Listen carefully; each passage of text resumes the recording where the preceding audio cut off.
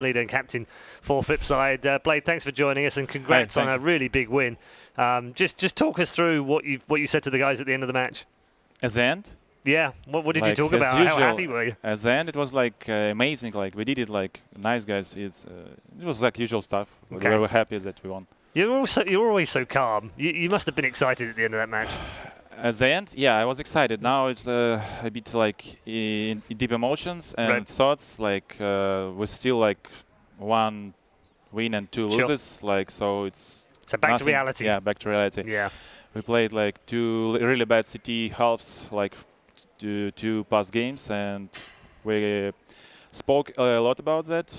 That we need like to be more active and not to give like a lot of space for the opponent. And we tried to do it today on City side. When you saw the draw last night and you knew the 4 teams that were in there with you, did you sort of have a feeling like, oh, please don't give us phase, or was it actually a welcome thing? Of course, it's better for us to play Vega or Penta, especially that we won Penta like some official matches later. But it is what it is. Like we actually realized that phase.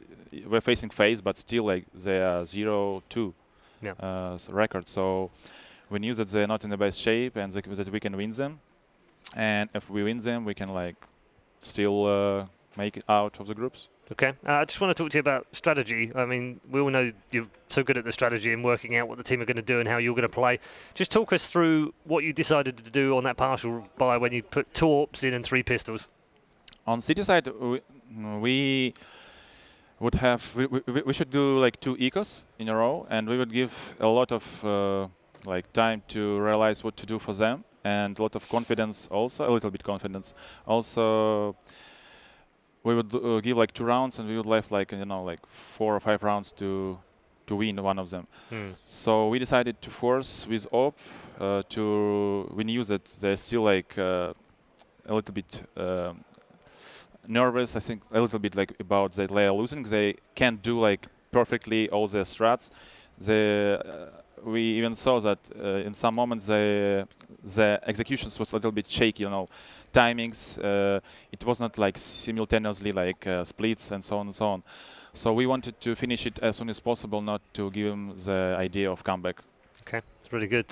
Sponge, Moses, guys got any questions? I want to know what you guys do. Like, obviously, it's not downtime, right? But between the last major, you guys haven't really played a lot of events. You were in Leipzig. Leipzig was before the major. Before the last major. Yeah, but you had Mount Juliet and stuff. Like, what is the regimen of training to keep the boys like kind of focused? Is it just focus on the major and hey, we'll ramp it up as we get closer, or? Well, we started just to play regular practice schedule, like not to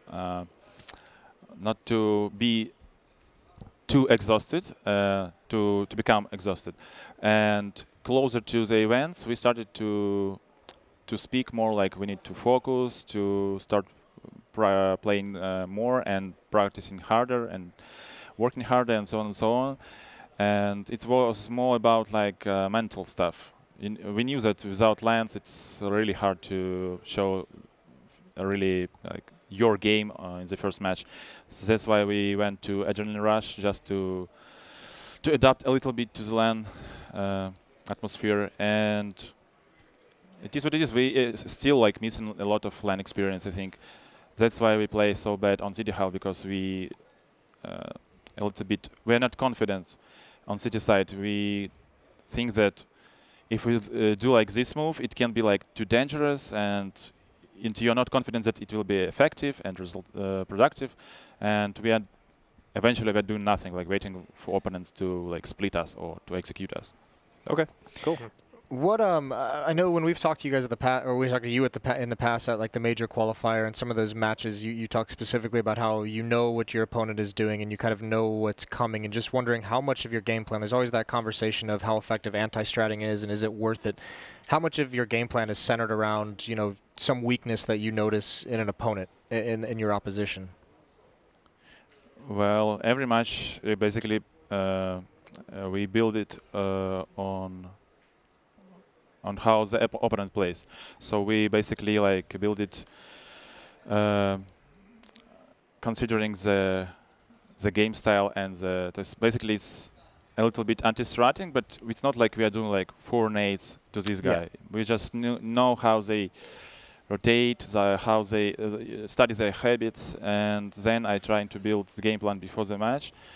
Usually, if the opponent is pretty like easy to read if it's really, easy to read the map veto, then it's much easier. Today it was really hard to predict the veto. We thought it would be Train or Mirage.